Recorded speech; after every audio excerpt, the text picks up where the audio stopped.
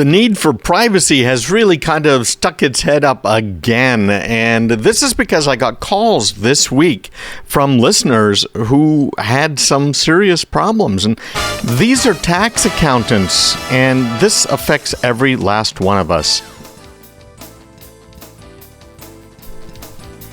This has been happening now for years, and it's a real problem. It comes and goes, it's a bigger problem around April 15th, but in reality, it just goes on and on, because what's been happening is people have been finding out that, wait a minute, I filed a tax return, but I didn't. I filed an extension. What's going on here? And that's exactly what's happened with some of the listeners. They've called me up and left me messages, and I've called them back. And in the first place, they think that they've been hacked. And so the question I have for them, and for you, if you think you've been hacked, is what makes you think that you've been hacked?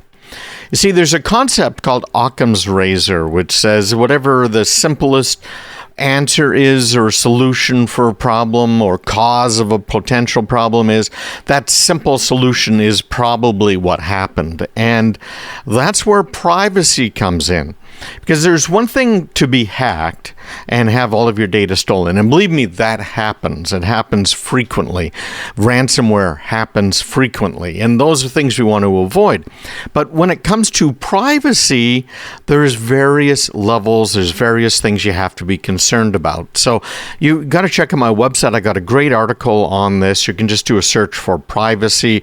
I also put that article into my newsletter. Of course, if you want to read the whole article, all the newsletter has is just a quick summary and then a link for you to follow. So I really encourage you to follow my tips that I put out every week, because they will help you out a lot. And of course, this is my free newsletter we're talking about.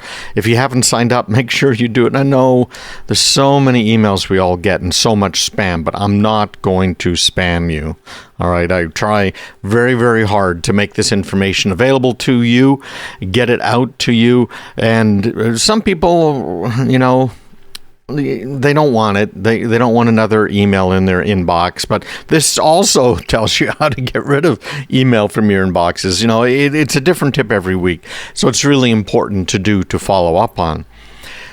What I have told these accountants when they've called is, well, we've got to figure out, was it really a hack? And I spoke with one who was saying, I had my son look at it. He's kind of my IT guy, and he didn't see anything. And I really want to know, is this a hack or not?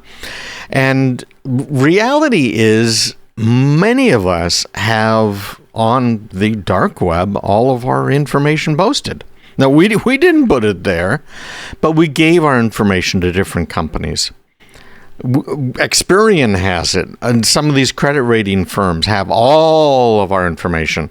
They know about our social security number, our income, our employer, our address, and know all of this stuff. And they got hacked. Remember that? Yeah, these guys get hacked. And then we give it to our banks. We give it to many other entities that are out there, although banks have been pretty good about keeping our data safe. But when it comes to privacy, let's look at one other area, and this is where I'm kind of focused this week, which is the search engines. When you go online and you do a Google search, that information is retained by Google. And Google has started putting people into boxes. It used to be they tried to keep track of every one of us individually, and then because of privacy laws, they said they couldn't do that. So what they're doing is they're not tracking you individually. They're tracking you along with 100 people who are just like you, which is just fine as far as their advertisers are concerned, because they're buying information from Google, and Google is displaying ads. They have the biggest ad network in the world, for the online world, that is. And they also, of course, are using it to come up with the search results. And we'll talk about that in just a minute, too.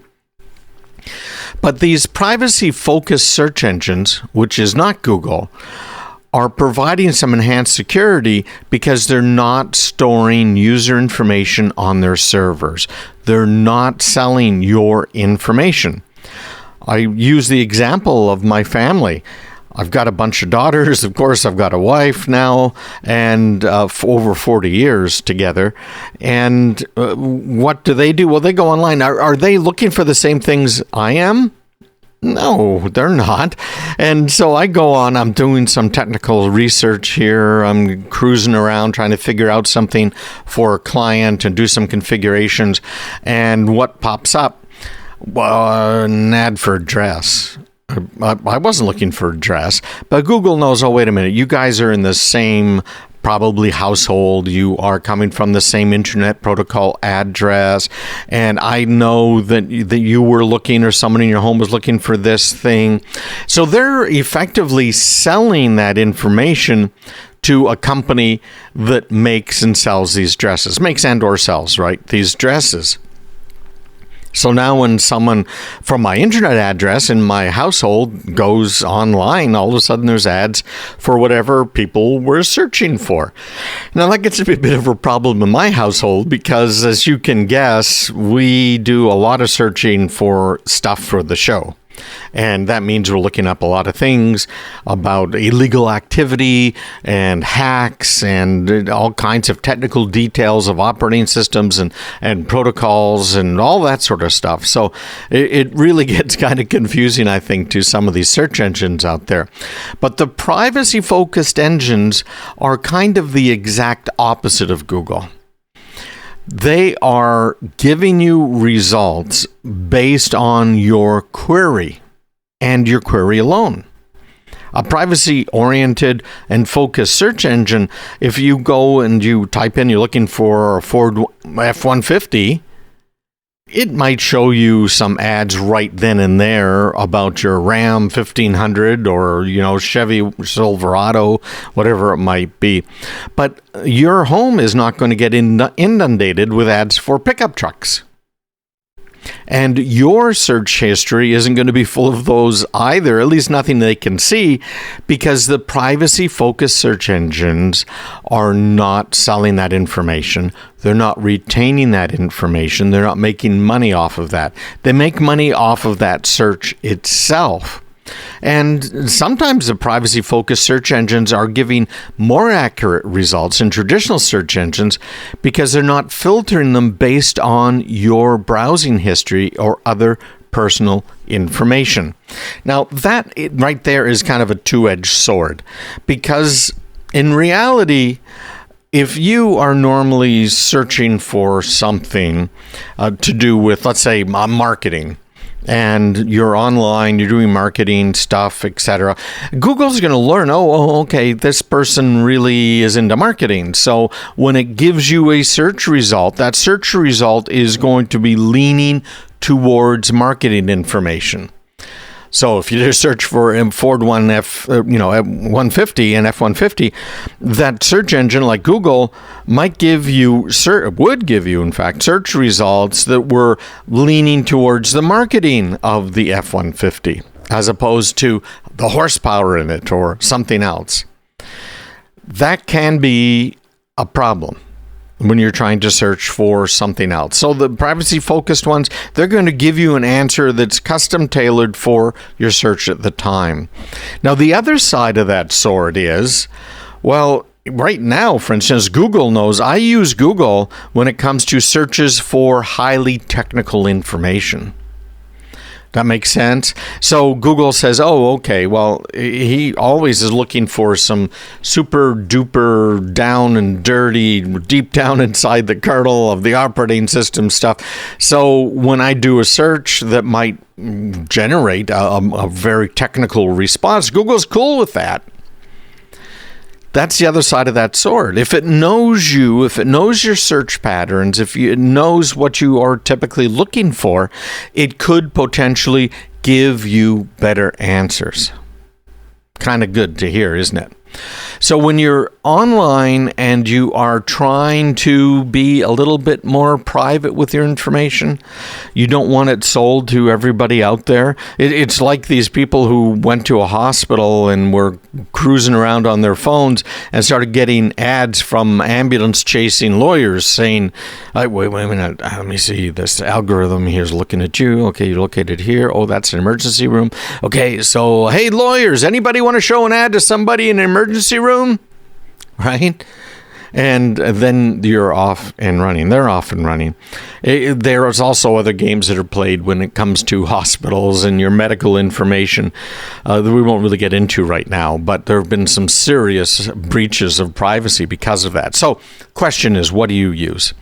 Oh, I have this all up in an article on my website at craigpeterson.com.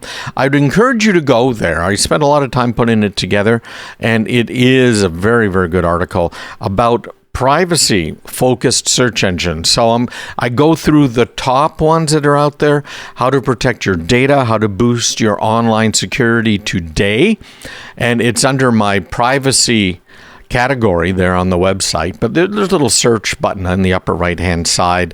If you go through your emails you've received from me, you'll see it in the email. It's right there in Craig's featured tip, and it is I think very, very useful. I spent a lot of time putting it together, and I've had some great feedbacks on it. So I'll go through what are the drawbacks to privacy-focused search engines, like I just mentioned a couple right now, some tips for using them, which are the best privacy-focused search engines. That's all in there, and it's time to make a switch. In fact, even Google Chrome now lets you set your own search engines. Same thing is true in Android. In fact, Android looks like Google's going to drop Google search as the default in Android. Isn't that something? Stick around. We got a whole lot more coming right up, and online, craigpeterson.com for search engine privacy. You know, I've always got a little bit of a tongue-in-cheek. Always. I've got a really great one. I wrote this after I sent out the newsletter, but it's on my website.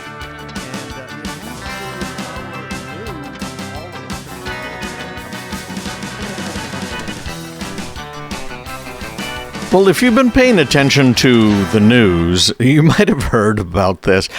Jennifer Granholm. Do you know this lady? She is the United States Secretary of Energy. And so having an incredible background in electrical and mechanical engineering, as well as understanding our electric grid and, automobiles and how electric vehicles are made.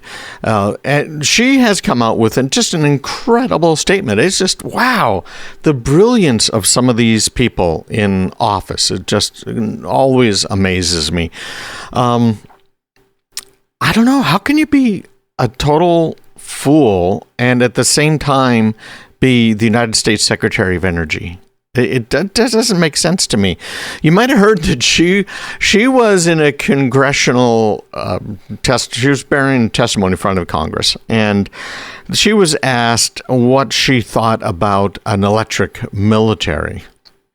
And she said that she thought it would be great to have an all-electric military by 2030. Now, there's one more piece of background that she has. Of course, everything else I said, except for Secretary of Energy, was just total garbage. She doesn't have any of those. She's an attorney. I assume she's an attorney because she was an attorney general for the state of Michigan and was the governor of Michigan, and a member of the Democratic Party, which is probably why she was totally qualified to become Secretary of Energy. Just those qualifications are amazing. But she was born in Vancouver, British Columbia, Canada. Now, I apologize for that because I was born in a suburb of Vancouver, British Columbia, Canada. So I think about all of the people that have come from Canada, many of them who have come to the United States, very libertarian, very conservative, fleeing the incredible socialism in Canada. It's gotten so bad. Think about the truckers up there during the whole lockdown event. Think of Cubans who have escaped from Cuba and how conservative / libertarian they are. So you kind of know how many Canadians are who have fled the terrible regimes up in Canada. But in fact, she settled down here. And like many of the newscasters that have come from Canada, she is a total left-wing nutcase because she is talking about an all-electric military. All-electric military. That is many, many decades away. In fact, even our automotive section, trucking section, we're not ready for electric vehicles on so many levels. And it's just so not green. The stuff they're doing is terrible for the environment with these electric vehicles because of the mining they have to do, all of the processing, all of the hauling, all these materials around, millions of tons of overburden that have to be removed and then processed. And then it ends up in our water table here because it leaches out. Oh my gosh. And then how about charging these vehicles? We're shutting down power plants. Oh, no, we're going to replace them. Yeah, we're putting up wind and solar.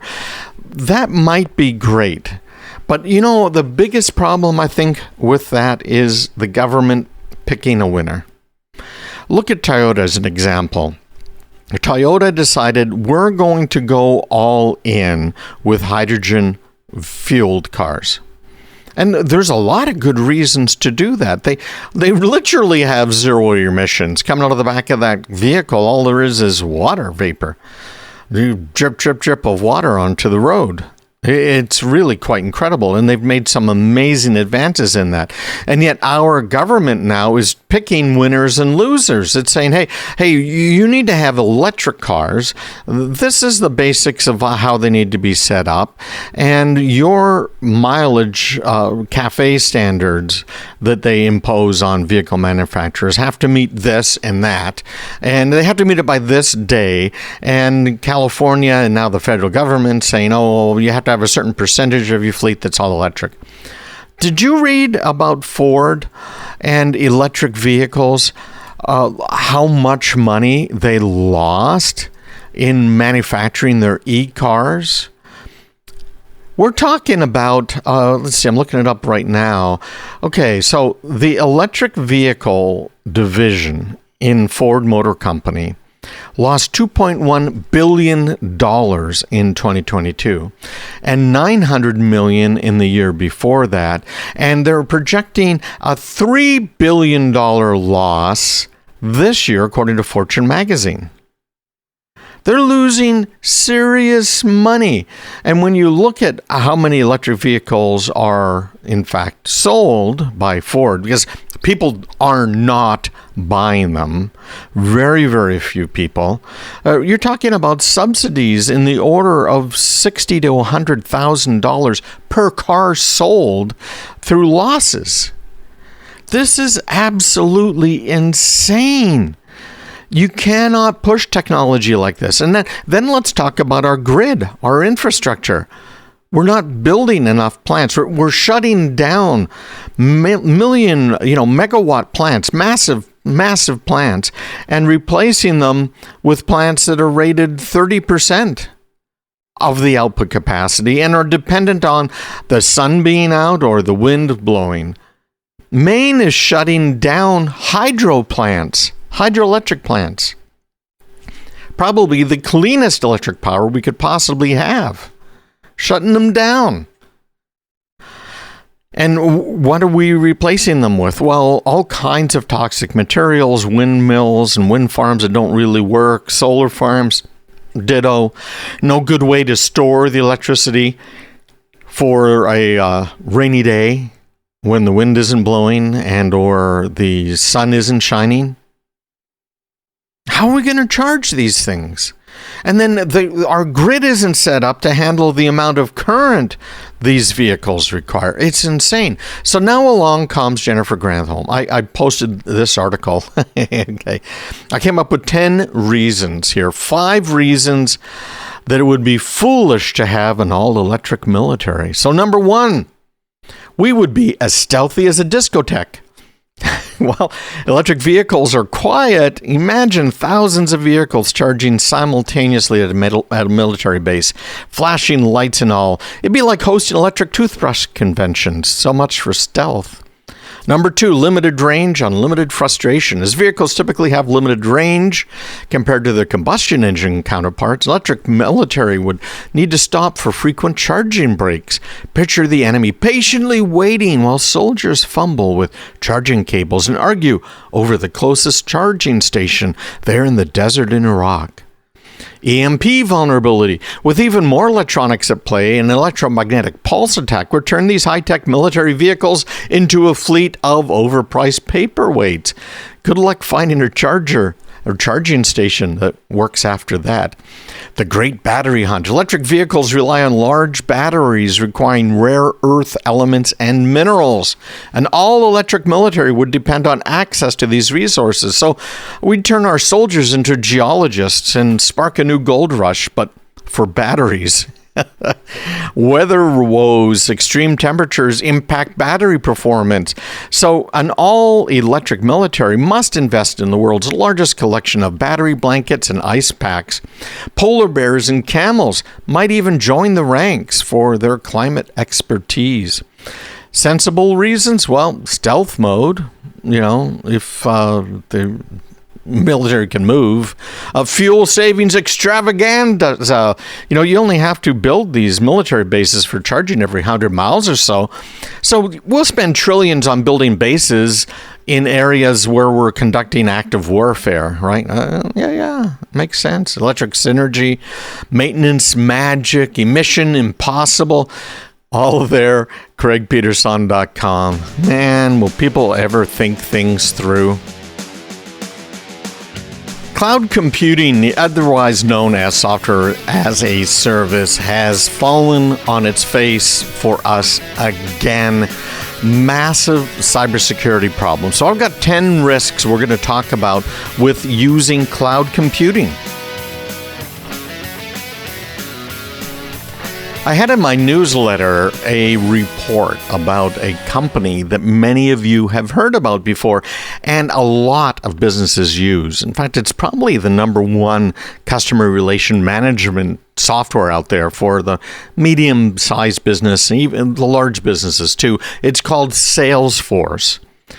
Now, I have avoided Salesforce like the plague over the years. It's been terribly overpriced and I just haven't trusted it. Well, article I shared in my newsletter from Ars Technica was talking about a data leak crisis that has now come to a number of different organizations, including the state of Vermont, Huntington Bank, and many others, due to misconfigured Salesforce community websites. Now, Salesforce has gone back in and changed some of these settings, but it exposed sensitive data like personal financial information, left users vulnerable to obvious threats out there. So they did quickly move to remove public access. But there's still uncertainty about the extent of the leak. But it overall reminds us that we've got to maintain robust security measures. And you've got to rigorously monitor and update your systems. Now, remember, when you're using a service like Salesforce, or you're using something in the cloud, what you're really doing is using someone else's computer. That's it.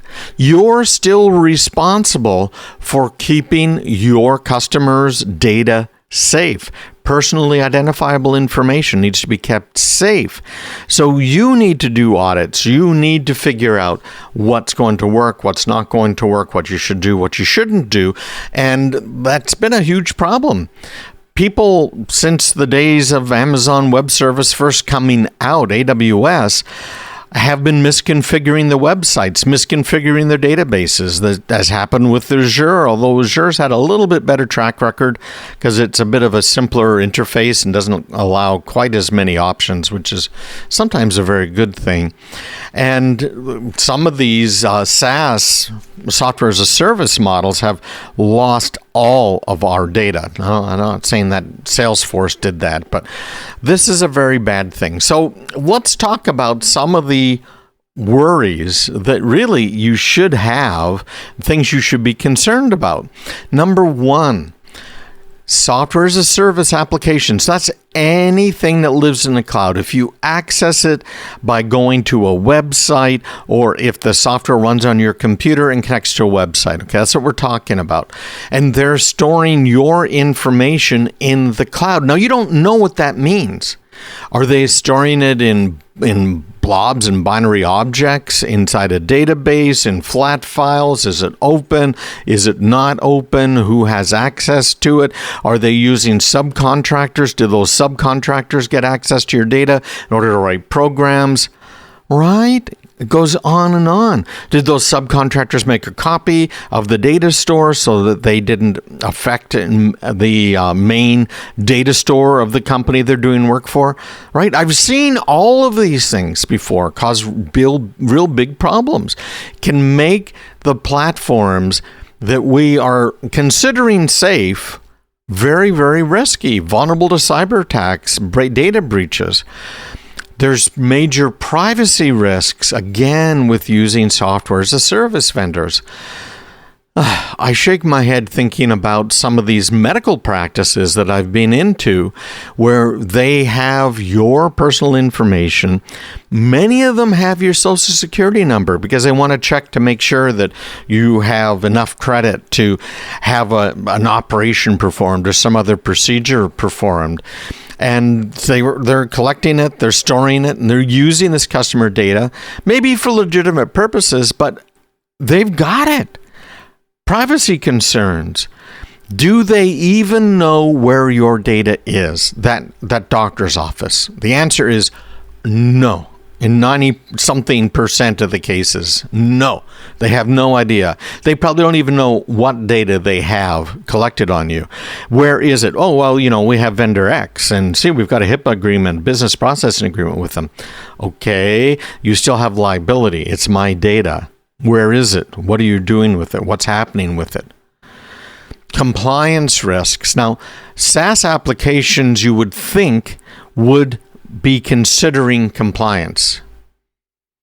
I have a client who will remain nameless who has data, and that data is supposed to be protected in certain ways for compliance, and they've been doing what they can.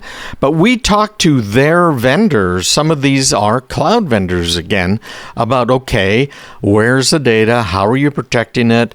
Are you protecting it at rest, etc.? You can get kind of technical with some of this stuff, but what are you doing with it? And they don't even know what I'm talking about. Talking about raising compliance concerns, legal, financial penalties are both there under almost every data protection law. Okay, and then there's industry-specific regulations, like the HIPAA high-tech regulations I was kind of referring to earlier. Another big problem I see is lock-in risks, vendor lock-in risks. If you've got a software as a service that's sitting in the cloud, data's going back and forth, right? It might not be compatible with other software or other platforms. It can make it very difficult to switch vendors or migrate to a different system. What happens if the vendor goes out of business?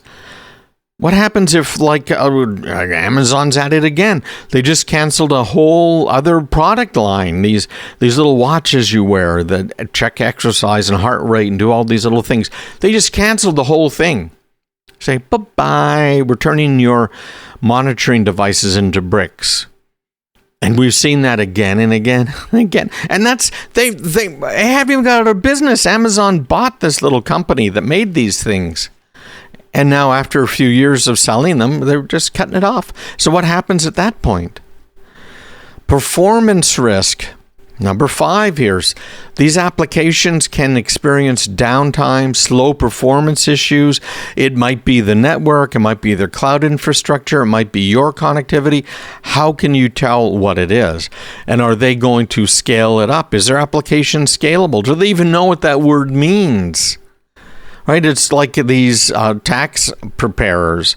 using software? Can it scale up during tax season?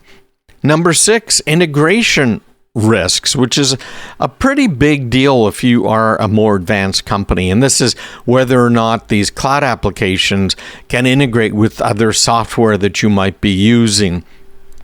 And there are some tools out there you can use for some of these integrations. And if you have questions, just send me an email, me@craigpeterson.com, and I'll get back to you. Customization risks, oftentimes they don't offer the level of customization or flexibility that some organizations require, which really can limit their functionality. Available risks here, SaaS applications may not be available everywhere, or it may not support all languages. They might be only regional. They might only have information for filing taxes, for instance, for certain states, or they meet the regulations regarding medical records for certain states or regions, or they can only collect taxes for, again, certain counties, certain cities, certain states. Real problems, cost risks as well. They can have hidden costs as just fees for additional users, data storage, support, can add up. Service level risks. Goes on, doesn't it? So be really careful and check out, if you're using Salesforce, make sure that these community website settings are correct if you're using them. Visit me online, craigpeterson.com.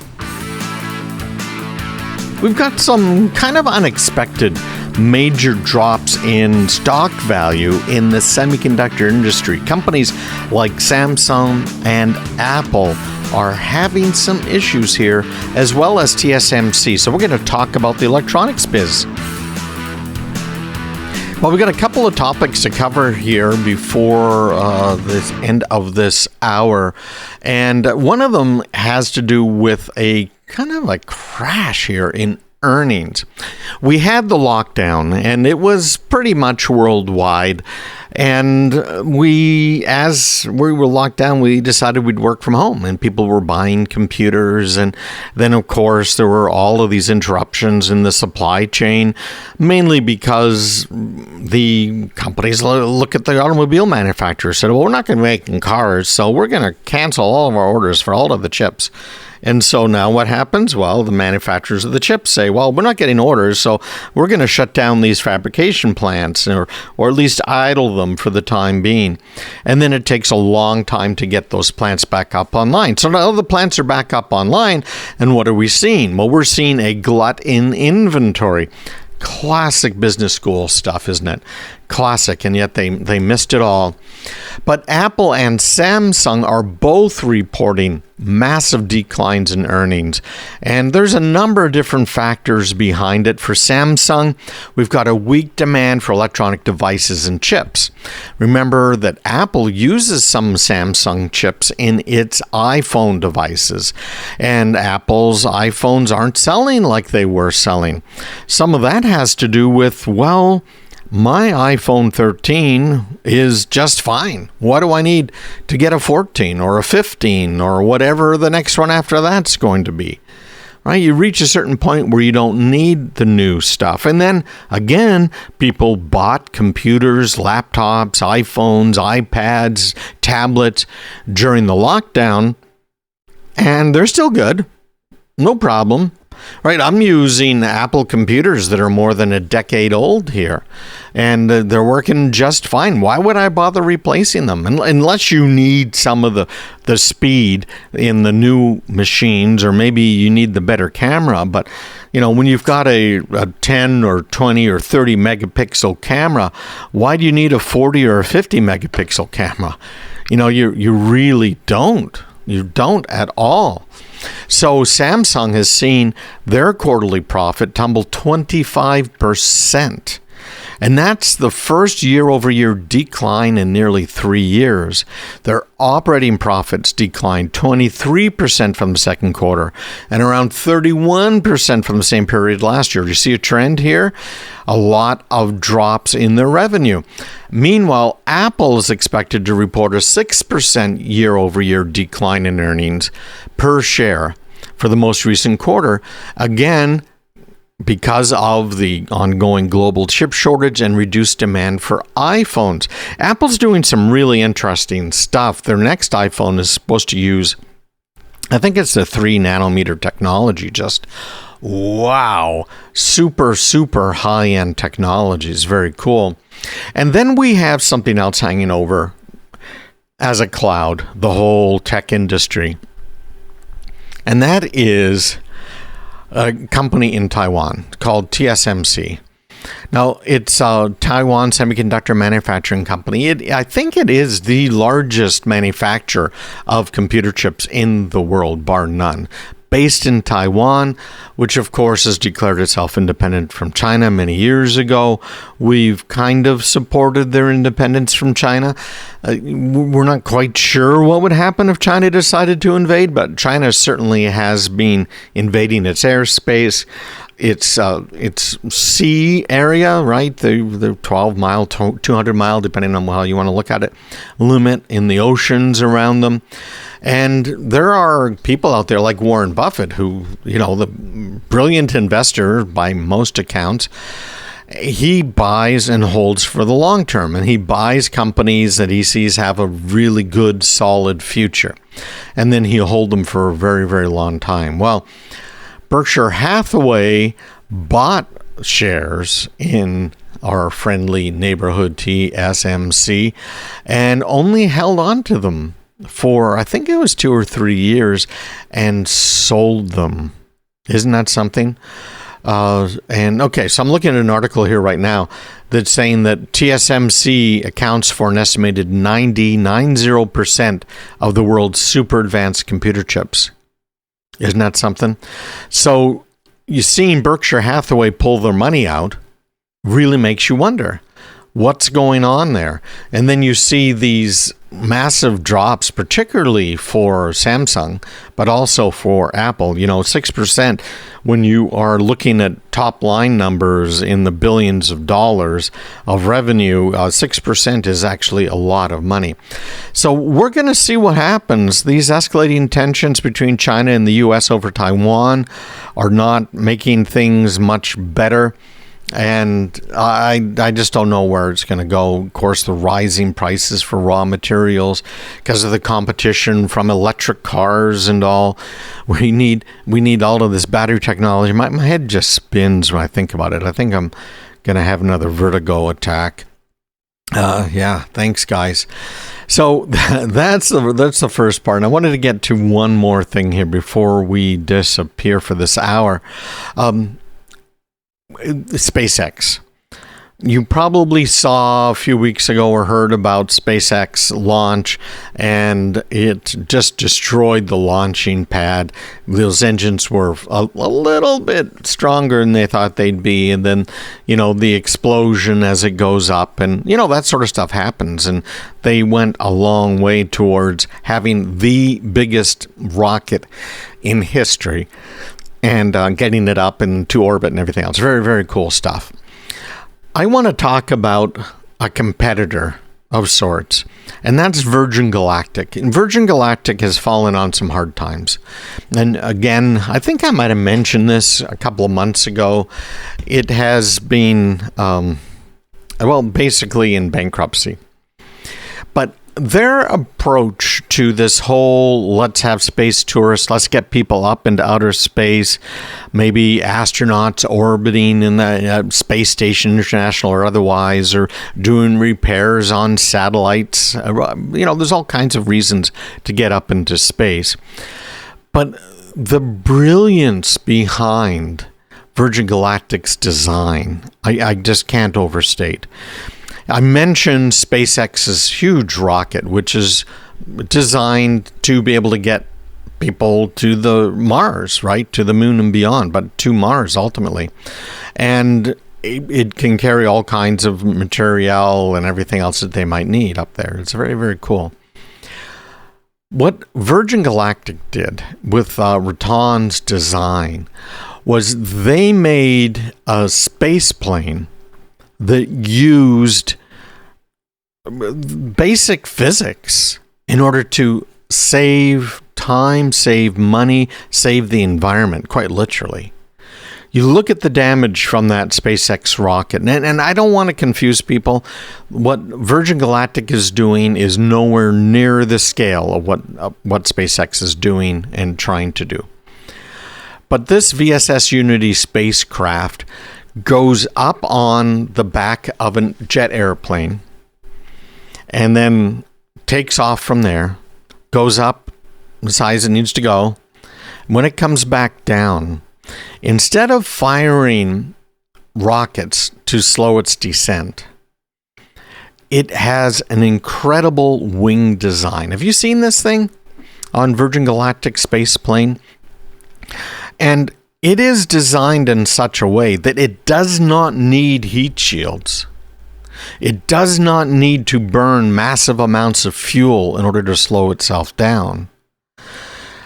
It uses the basics of physics and the air as it's coming down to brake itself, to slow itself down.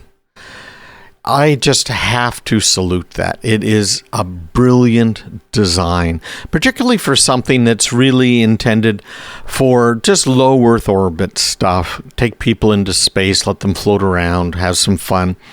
But ultimately, to take astronauts up to other satellites and space stations that we might have orbiting the Earth.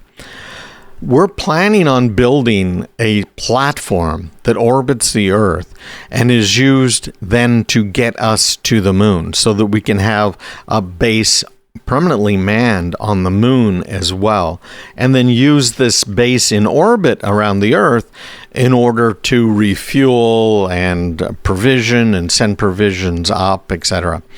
So something like what Virgin Galactic is doing is really well worth it, because again, it can take astronauts and engineers. Remember, we're not all going to be astronauts going up there very soon. And we had SpaceX take up the very first non-military, non-astronaut crew ever up to the International Space Station. It was just incredible. I'll remember that just as well as I remember seeing the first man land on the moon back in '69.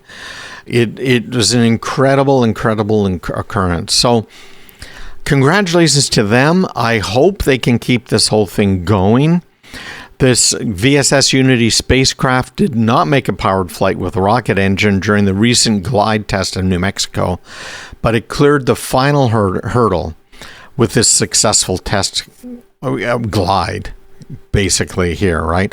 So according to Ars Technica, it closes Virgin Galactic's final validation test points of the campaign to ensure the aircraft and spaceplane are ready to resume powered flights.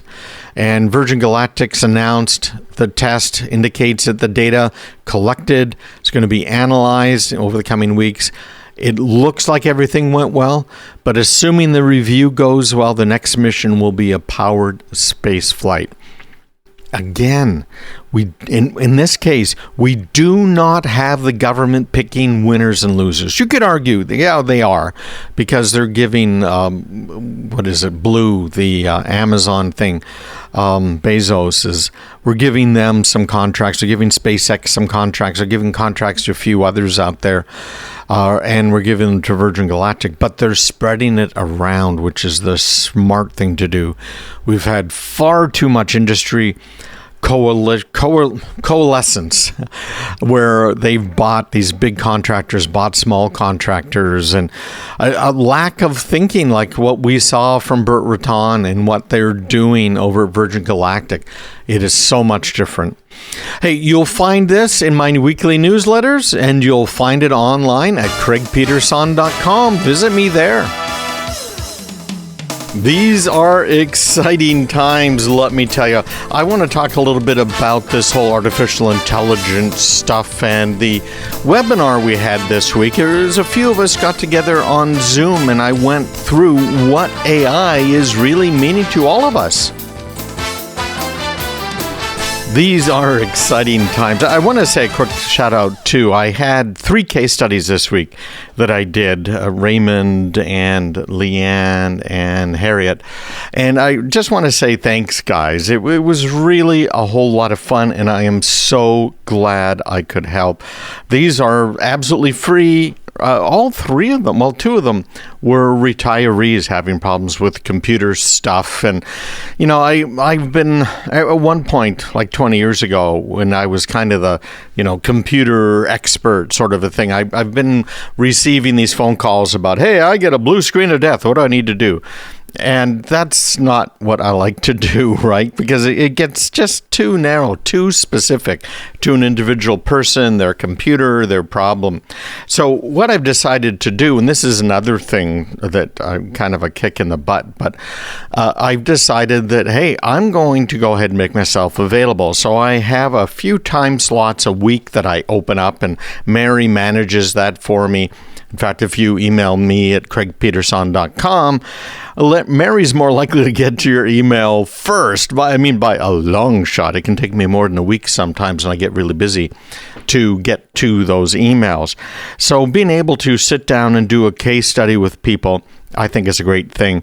And then ultimately what I want to do is take those case studies, edit them up a little bit, get rid of the more private information that's in them, because we record all of them, and make some of those available to everybody. Because let me tell you, the problems people have are not unique to them. It's kind of like businesses, right? They're all about 90% the same, give or take. So it's something to seriously consider. And when you get right down to it, it's really a public service. That's what this show's about, right? That's why you guys are listening, because I provide hopefully some great content for you. And every week I get a few emails thanking me for what I do. And I really appreciate that, let me tell you, because this is a labor of love. I don't get any revenue from any advertisers or anything else. I let that all go to the stations, and it should, right? They've got lights to keep on. So do I. But every once in a while, I pick up a new business client, and that's always rewarding for me. So shout out to those 3 for this week. And there was a busy week. It took up, I think so I think I only had 3 slots this week for these case studies for listeners. But if you're interested, you'll notice in the newsletter down in the signature area a little thing about how to be a case study. If you are interested, and I can help you with your problem, whether you're a home user or big business or small business, I don't care. I'm here to help. No question about it. Well, this week, this is very, very cool, and I've done these before, but this week I had a great Zoom session. Now, Zoom, of course, everybody's been on. That's why I used Zoom. Zoom is not secure, but it didn't really matter, because this week what we talked about was the latest artificial intelligence tools that are out there.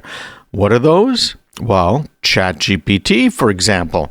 It's pretty darn cool when you get down to it, because ChatGPT lets you do a ton of stuff and learn a ton of stuff from it.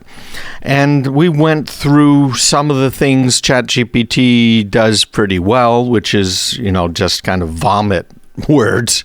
That's probably the best way to describe it, because it sure isn't great at doing any sort of analysis. In fact, it has no real ability to, other than the analysis of what's the next most likely word in this sentence. That's how this stuff works. It's generative.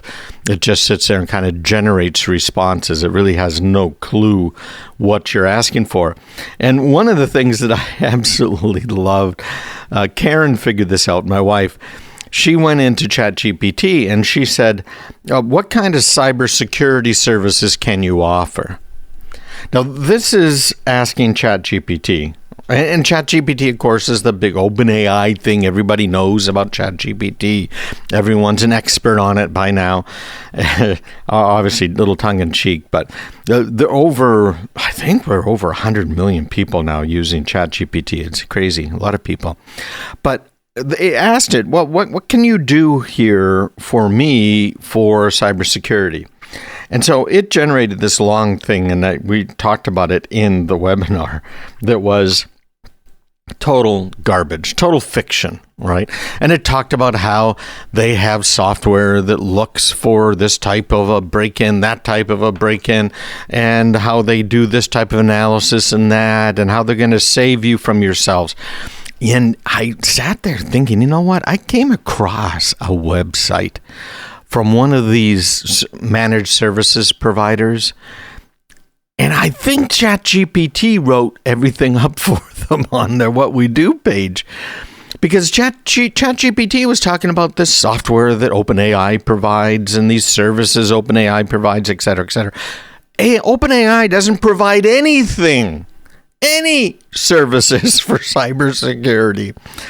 It's absolutely incredible. And then people are taking that and using it themselves who know very little about cybersecurity. Man, I guess my life's getting a little tougher here, because it used to be that people would hang up a shingle saying, yeah, I'm a cybersecurity expert, because they sign up with some big company that has everything you'll need to support your customers.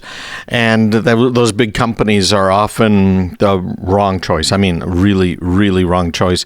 If you don't know what you're doing, you don't know how you do it. And in fact, one of them was hacked, a year and a half ago, so badly that it ended up hacking, because of this company that was being used by these managed services providers. It ended up hacking government agencies and tens of thousands of businesses worldwide. Yeah, so that someone could go and hang up a shingle saying, I are a cybersecurity expert. So it was fascinating sitting there. We generated some content for Facebook using ChatGPT, for Twitter, LinkedIn, Instagram, YouTube. It even writes some scripts of what you might want to say and even how to say it. Now remember, it's making a lot of mistakes, and people just don't realize that. A lot of mistakes. If you don't know the business or whatever it might be that you're talking about, you're going to be led astray. You know, if you're not an expert on the Roman Empire, you probably shouldn't be asking detailed questions about it unless you're going to do a lot more research yourself. And I'm talking to you students out there, because we showed ChatGPT and some of these other ones and how they're being misused to put together history papers, English papers, the list kind of goes on and on. So it was fun. It was a whole lot of fun. It was a much smaller crowd than I expected. Now, I wanted some people to be on it, and there certainly were very interested people who paid attention to my newsletter and got that invite and responded. But that was good. That was really good, because I was limiting the number of people who could attend anyways, so that we could keep it kind of one-on-one. And that's why I also set it up as just a regular Zoom meeting. Although, as you know, as I mentioned, I'm not into Zoom. Zoom's kind of dangerous. So we had our meeting, and a lot of back and forth and a lot of demos, and I want to just shout out to everybody who was on it. I think things went really, really well. So congratulations, and thank you, everybody. It was well worth it. Now, we're probably going to do some more, and maybe longer tail, if you will. In other words, a little more specific about some tools or some applications of the tools. Kind of hard to say exactly what we'll end up doing, but we're going to do something along those lines. In fact, the case studies this week, Leanne in particular, was really kind of eye-opening to me, because it was just such a difficult thing she's trying to figure out. You know, she'd been a school teacher for years, and now she's trying to take care of her mother and also try and figure out what to do with her computer that isn't working quite right. And so what was eye-opening to me is that, yeah, there are a lot of people that don't know exactly what to do or who to trust. And she needs to take her computer in for repairs down at the shop, and wanted to know, okay, now I've got all my financial information in here, everything, right? You think about what you have, right? You might have loans, car loans, home loans, bank account information. And so I pulled out the information from my newsletter a few weeks ago. Do you remember the one where it said how to Fort Knox your files? I thought that was rather clever. but how to Fort Knox your files on Windows, and how to encrypt folders and how to encrypt individual files. And it was a step-by-step thing, which we're doing a lot more of. That's part of our featured tip segment. And it was something that I reviewed with her because it was perfect for her. Right? The store or the repair shop needs to be able to log onto her computer in order to make sure things are working after they've got stuff fixed. But then what? Are they going to be able to get at all of her private information? So I pulled out that newsletter and showed her the Fort Knox stuff. And I put it all into a little document for her that I gave her after we reviewed it there live online. So it was fun. It was fun talking to everybody. So thanks, guys, for this week and everybody that participated in our case studies. And if you're interested, just email me, me@craigpeterson.com. These are not sales things, right? I don't care if you're a home user, retired, and just don't have any money to spend on anything. This is to help. But, if you're a business, I'm more than glad to help. Stick around.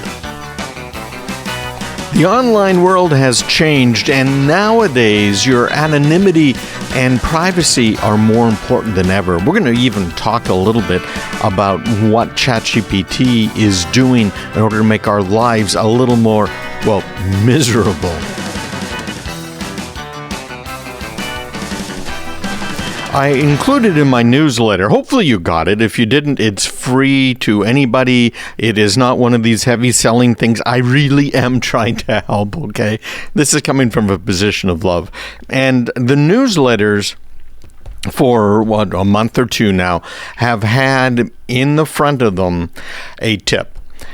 And the tip is for you. And it's a step-by-step on how to do something that's crucial to your security, your privacy, your anonymity.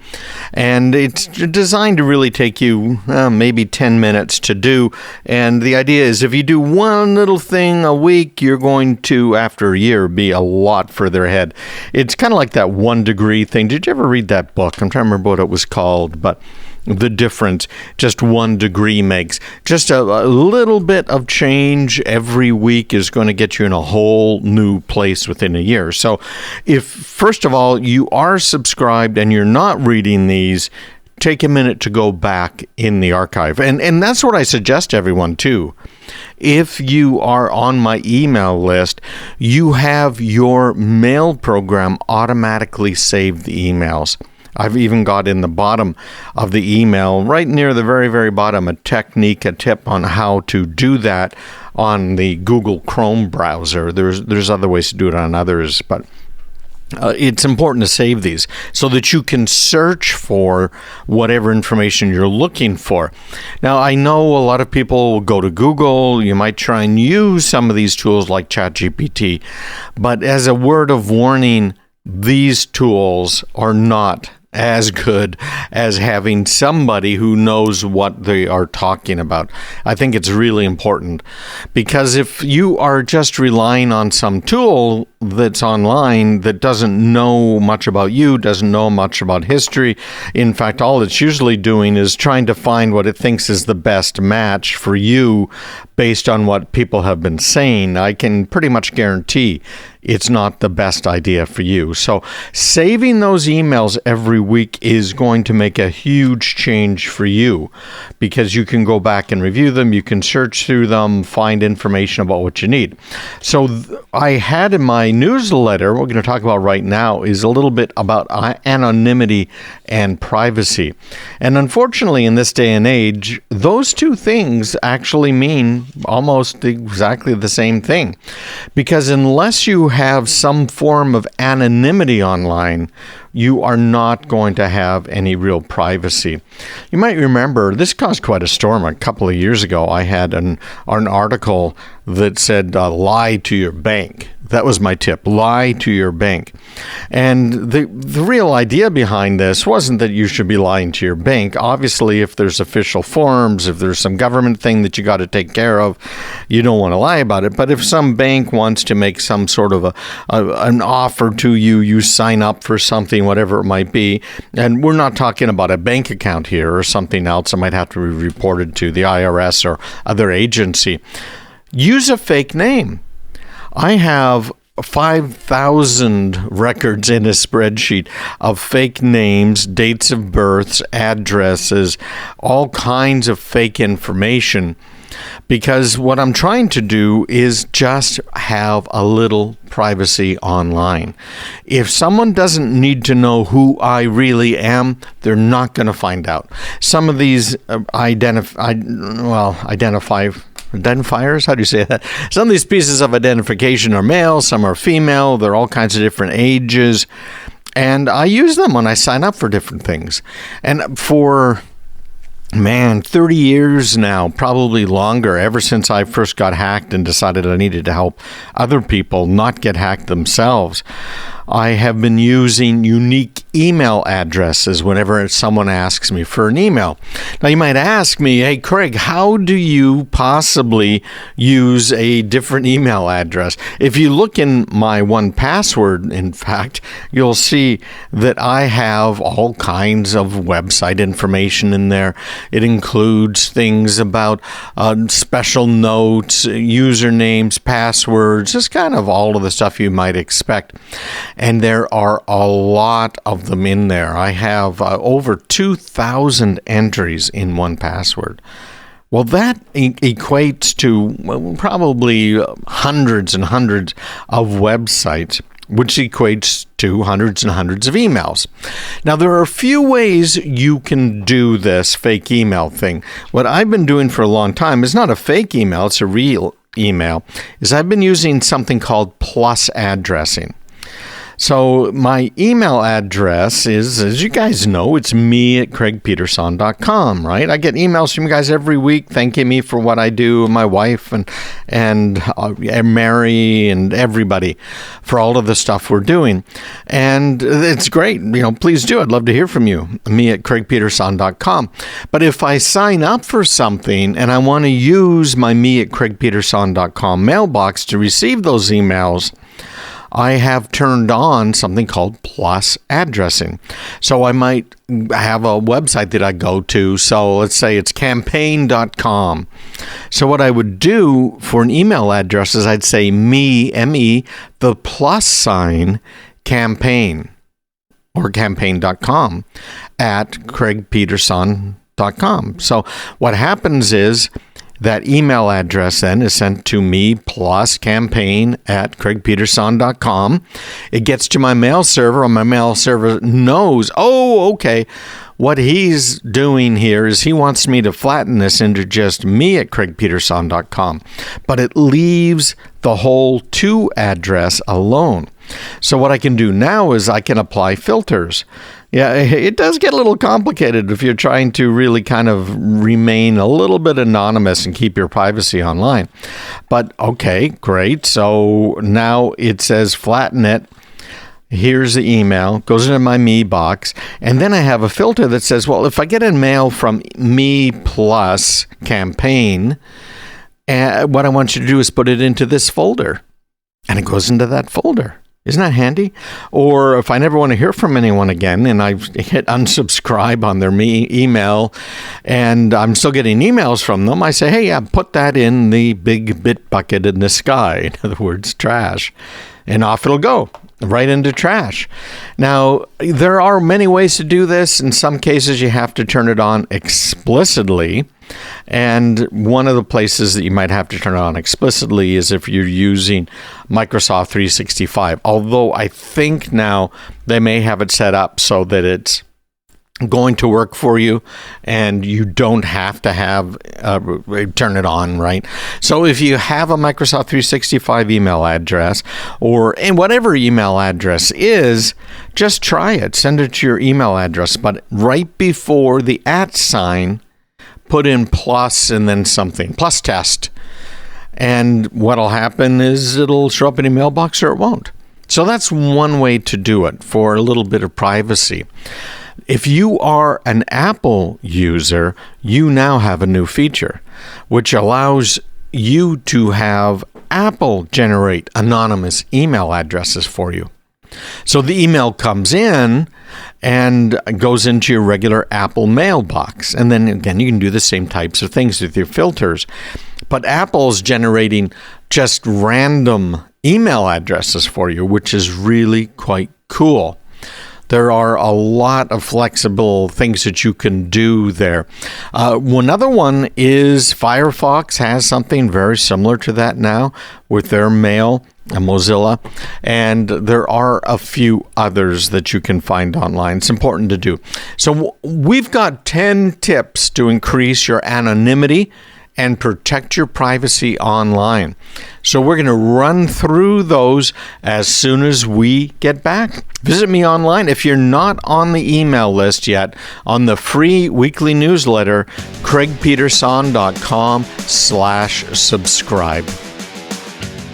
We're going to go through the 10 steps that I outlined in my free newsletter to increase your anonymity and protect your privacy online. Nowadays, anonymity and privacy are pretty much the same thing. I have talked about VPNs many times.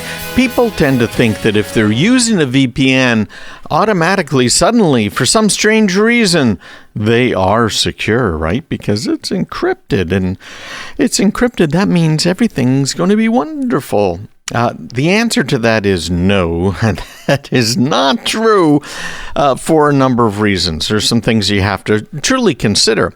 So let's talk about VPNs a little bit. First of all, they are encrypted as a rule, right? But I want to kind of give you an analogy that I came up with some years ago when I was teaching one of these VPN webinars. And that analogy is you're driving a car. And let's say that you are driving from San Jose, California, on up to Oakland. So you've got some roads to drive on. You're going to go across a bridge, the beautiful new Oakland Bay Bridge, and then you're going to end up in Oakland, California. That's assuming you want to go to California, okay? There's some pretty stuff out there. But anyways, that's a separate issue entirely. Or let's say you want to go from Southie in Boston on up north, right up to New Hampshire, or you name it, right? But I want a bridge in your mind. Think of a bridge, Brooklyn Bridge, whatever it might be. The VPN, I'm going to equate to the bridge. The VPN is carrying you and your data. It's carrying your car as you're driving. But before you get on that bridge, you're on roads, regular streets, maybe small streets, maybe scary streets. Then you're on the bridge. And then you're off the bridge and you're back on streets, aren't you? You got some big streets, some small streets, some scary streets, some bright streets, some dark streets. Or try and saying that fast. The VPN is secure. It might be, right? It probably is. So your data is secure as it is on that VPN going across the bridge.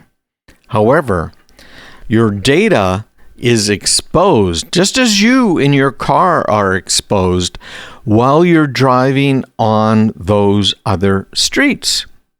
You know, the back roads, the big streets, the little streets, all that sort of stuff. You are exposed.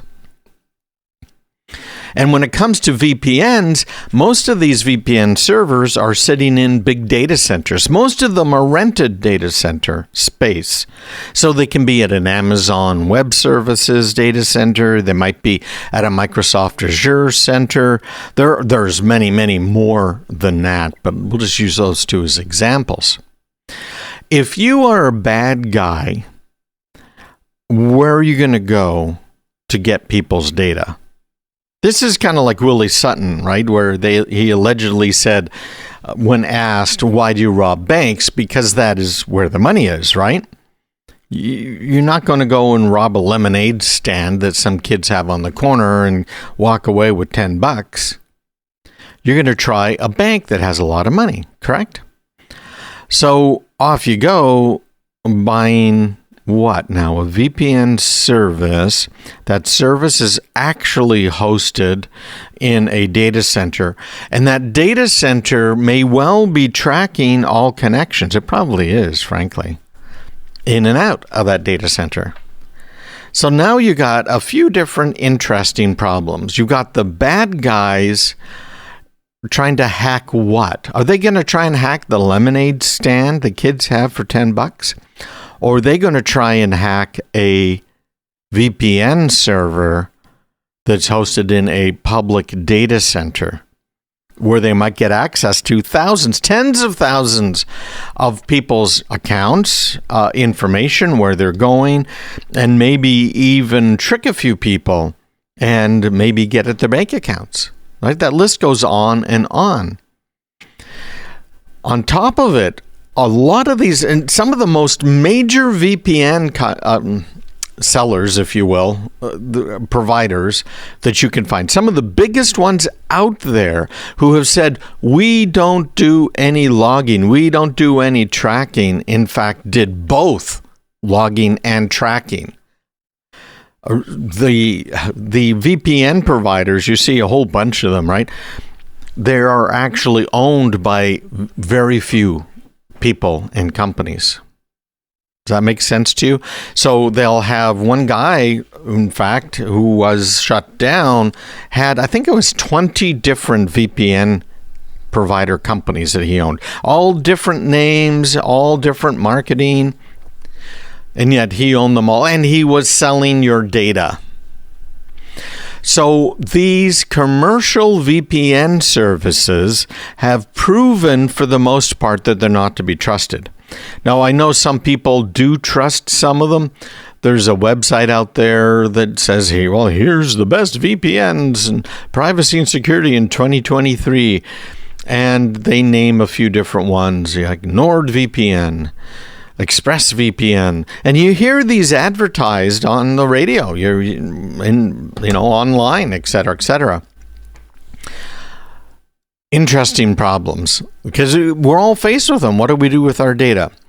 I want to point something out that you may not be really conscious of.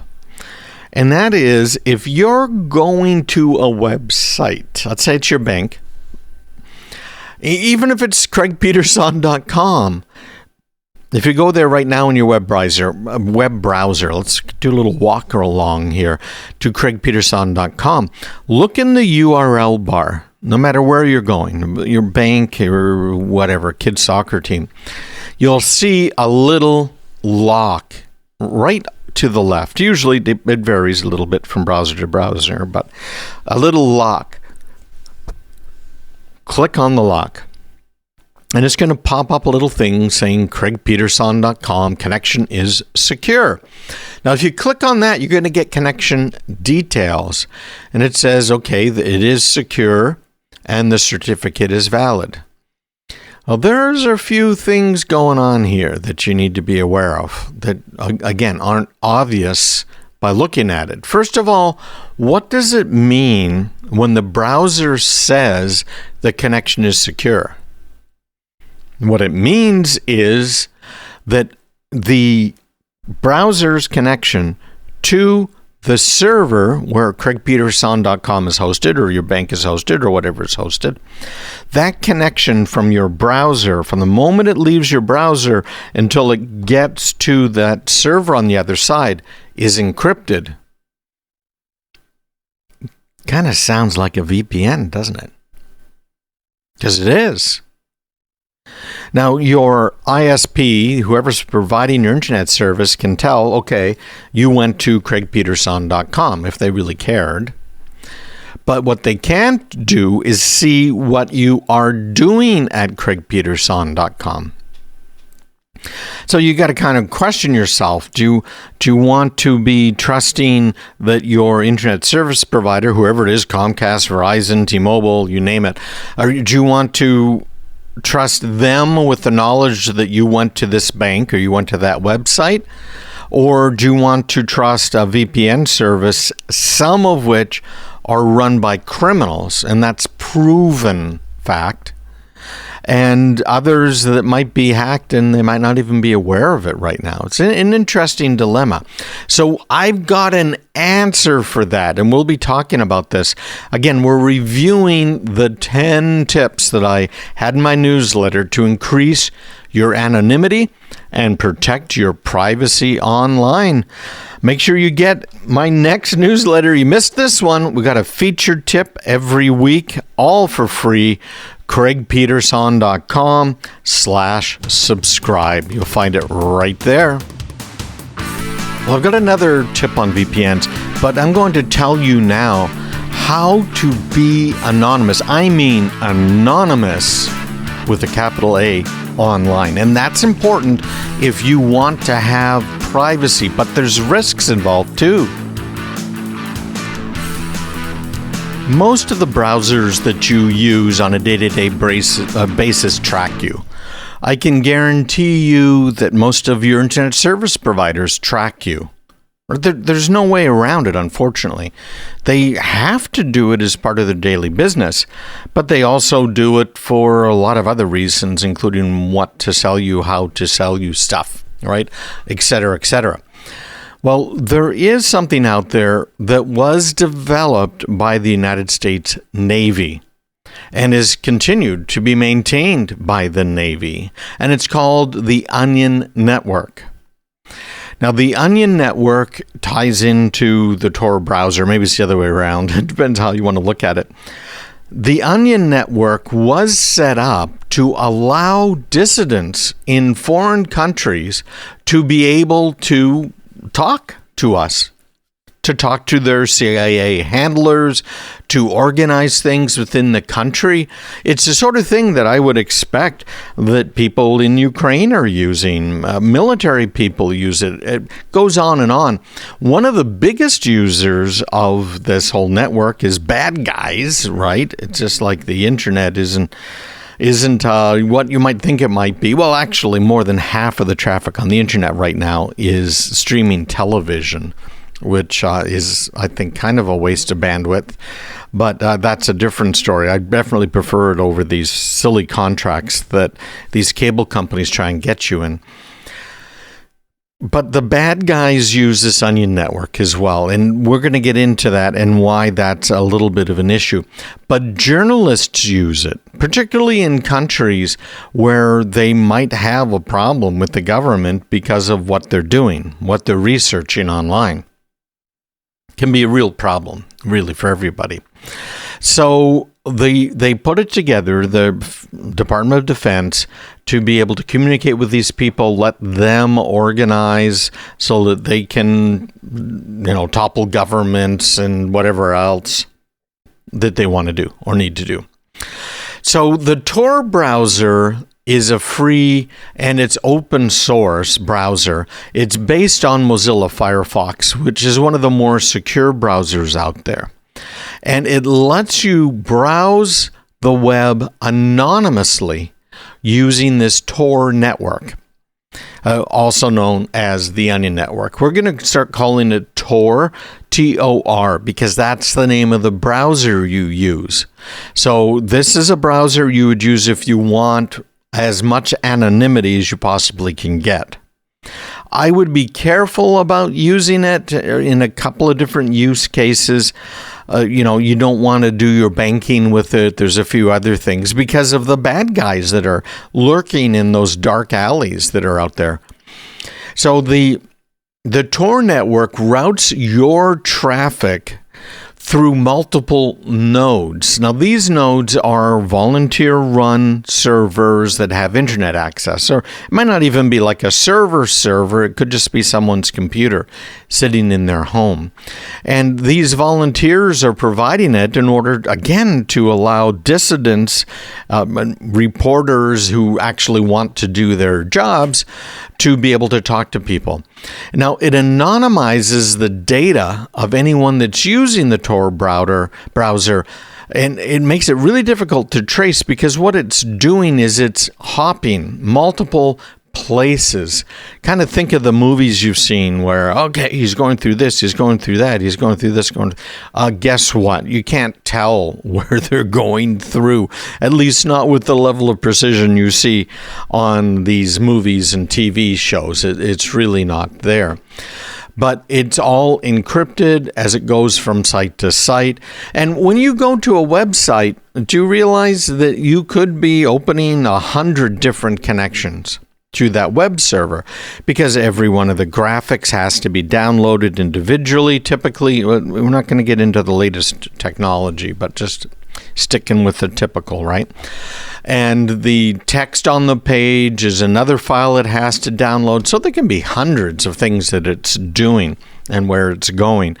So what the Tor network is doing now is it's taking that web page and getting all of these elements, all of these pictures, all of this text from different places in the country and potentially the world, so that no one who's monitoring on the far side, where it comes out of this effectively a VPN, no one knows who the actual originator was, which is why the bad guys really love it. And I hate it that they do this, but we got to live with them, right? They're out there. We're never going to stop them all.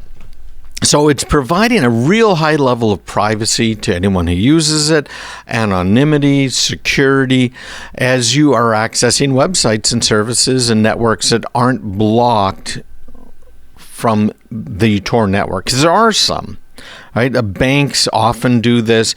There are known what are called entry and exit points to this Onion network, this Tor network.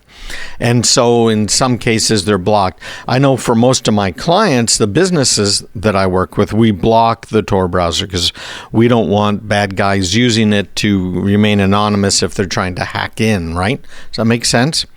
So the Tor browser also, because again, it's Mozilla Firefox under the hood, and they're adding some more features, but includes some additional security features. It's got a script blocker, it's got an anti-fingerprinting system, and of course support for HTTPS everywhere, which is a browser extension you should install anyways. It's called HTTPS everywhere, and it just double checks if you're going to a non-secure website that's not encrypted, using that little lock symbol VPN I was talking about, then it'll check to see if that website actually has a secure side to it. Anti-fingerprinting is important too.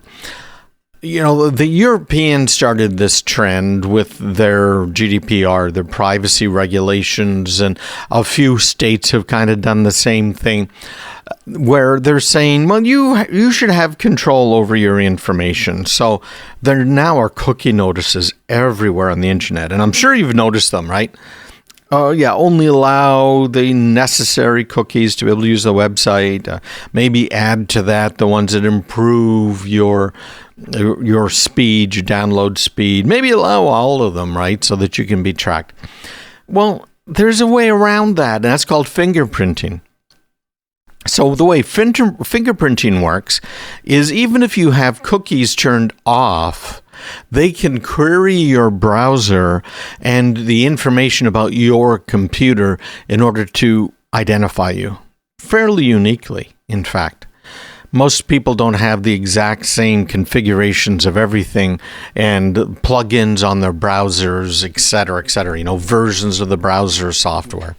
So that's called fingerprinting, and that's how they get around the cookie thing. Again, it's just another government ploy to make you think they're trying to make you more private or safer. In reality, no, none of that's true. Even Google's come out with this thing saying, we're not going to use cookies anymore. What they're doing is they're putting you in a box. So rather than having a very explicit definition of you, what you're interested in, your age, your family, the cars you own, et cetera, what they're doing is they're grouping you with about 1,000 other people. So they're saying, we're not identifying individuals. No. What are they doing? They're putting you in a bucket, a pretty small bucket, and then that's even of more value to a lot of the advertisers. Pick the bucket. So using the Tor browser, they've got all of this anti-fingerprinting built into this. Now, when you're using the Tor browser, you can access websites also that are only available through the Onion Network. Remember, the Onion Network is a network set up by the Navy. It's for dissidents and others to be able to communicate. And you can tell if it's an Onion URL by the extension, which is .onion, right? And it's something you can look at and look for. And there's even a search engine. There's a couple, but DuckDuckGo, I'm going to check right now as we're talking, has built into it an Onion capability. Let's see, Onion Network, okay.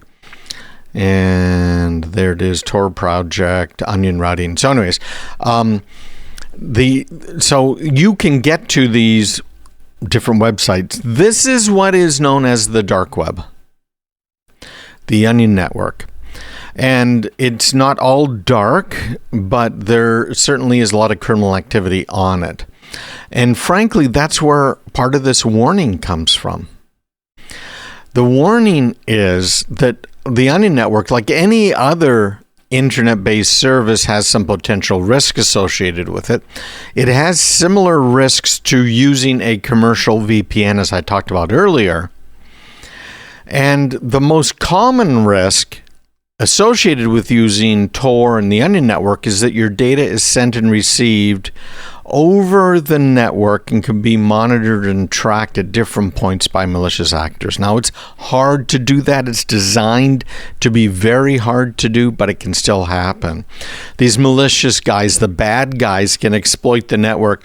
They can set up, remember, volunteer nodes, little servers on the network. They can set up malicious Tor nodes that intercept traffic, steal data potentially. Other potential risks associated with it include maybe spreading some malware and viruses through the network that can cause damage to your system. So there's no guarantees, and I hate to say this, right? But there's no guarantees that you're going to be safe, kind of no matter what you do online.